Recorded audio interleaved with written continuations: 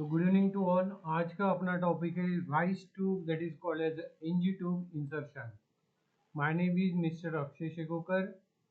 Now NG tube मतलब होता क्या है? तो एनजी ट्यूब जो होता है एक राइस ट्यूब के नाम पे भी कहलाता है। तो Ryle's tube flexes in nasogastric tube use for the feeding, drainage, aspiration और diagnostic purpose.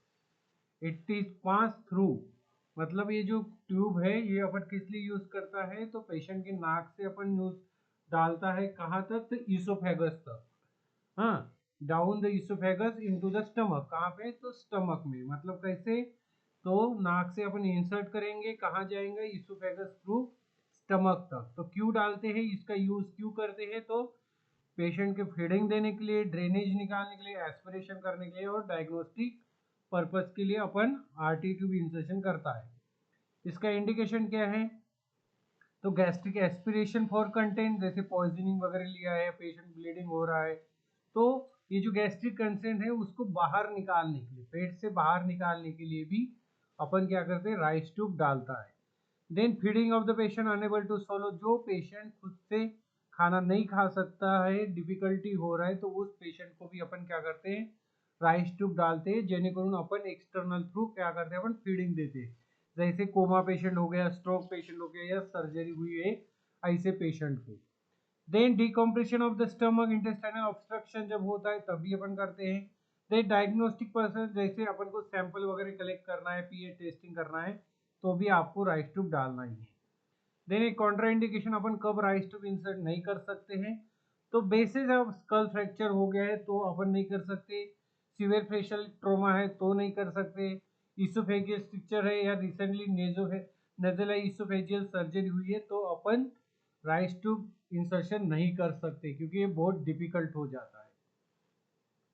Then Ryle's tube insertion एक प्रोसीजर, उसके लिए कुछ कुछ आर्टिकल्स लगते हैं, जैसे राइस ट्यूब जो कि 12 नंबर से लेके 18 गेज तक होती है। देन उसकी साइज जो होती है वो डिपेंड होता है एज एंड पर्पस के ऊपर, मतलब किसकी पेशेंट की एज है और किस पर्पस से अपन राइस ट्यूब इंसर्शन कर रहे हैं, उसके ऊपर उसकी साइज डिपेंड होती है।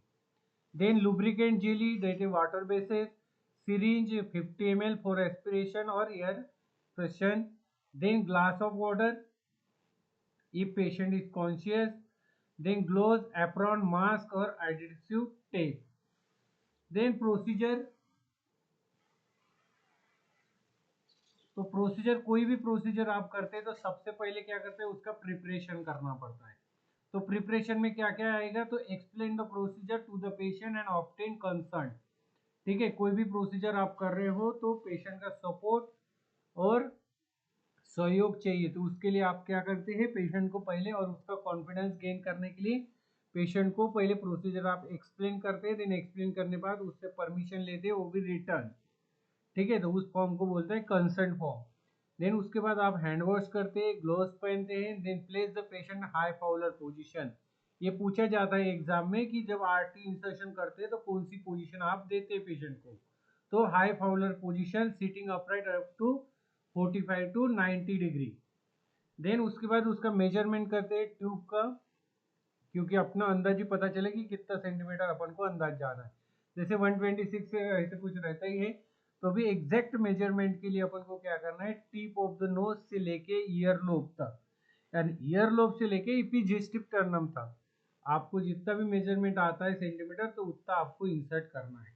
Then mark the length, tube पे ऊपर मार्क करना है। Then insertion third, then lubricant, आपको जो ट्यूब है ट्यूब के टिप पे आपको लुब्रिकेंट करना है, लगाना है। देन इंसर्ट करना है कौन से भी एक वन नोस्ट्रिल से directly backward along with the floor of the nose. Insert करना है धीरे धीरे। देन अलाउ एडवांस सॉलो दो इसोफेगल, पेशेंट सॉलो वाटर कॉन्शियस है तो उसको बोलना है कि भाई धीरे धीरे अंदर ले ले। ठीक है, खांसी नहीं करना है। Then continue insertion until the pre measure mark is reach the nostril. तब तक अपन को इंसर्ट करना है जब तक आपने मार्क किया मेजरमेंट करते टाइम, तब तक वो इंसर्ट अंदर नहीं जाता है। देन उसके बाद कंफर्मेशन करना है प्लेसमेंट का है कि नहीं प्रॉपर जगह स्टमक में, इधर उधर तो नहीं चली गई है।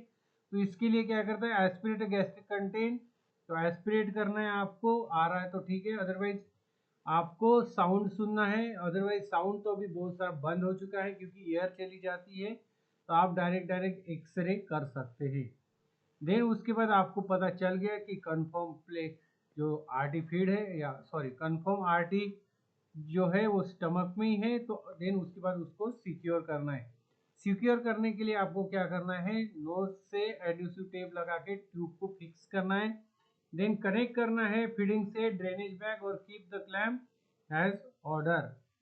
देन उसके क्या क्या कॉम्प्लिकेशन हो सकते हैं, कोई भी प्रोसीजर करोगे तो उसका कॉम्प्लिकेशन तो होगा ही होगा। देन अपन इसका क्या क्या कॉम्प्लिकेशन है, तो मिसप्लेस इनटू ट्रकिया, ट्रकिया में भी जा सकता है, एस्पिरेशन कपिंग और रेस्पिरेटरी डिस्ट्रेस हो सकता है उसके कारण। देन इपिस्टैक्सिस नोज ब्लीड भी हो सकती है, म्यूकोजल इंजुरी भी हो सकती है, अल्सरेशन भी हो सकता है। देन साइनोसाइटिस भी हो सकता है, परफोरेशन तो बहुत रियर है। देन कुछ साइज और कलर्स होते हैं, जैसे अपन को पता चलता है कि ये कौन से कलर का है। तो 6 नंबर आता है जो ग्रीन कलर का होता है। 8 नंबर का जो राइस ट्यूब होता है वो ब्लू कलर का होता है। देन जो 10 कलर का होता है, 10 नंबर का होता है जो ब्लैक कलर का होता है। जो 12 नंबर का होता है जो व्हाइट कलर का होता है। 14 जो मोस्टली अपन यूज करते हैं वो ग्रीन कलर का होता है। जो 16 ऑरेंज कलर का होता है। देन 18 जो पिंक कलर का होता है। 20 येलो कलर का होता है। 22 वॉयलेट कलर और 24 नेवी कलर।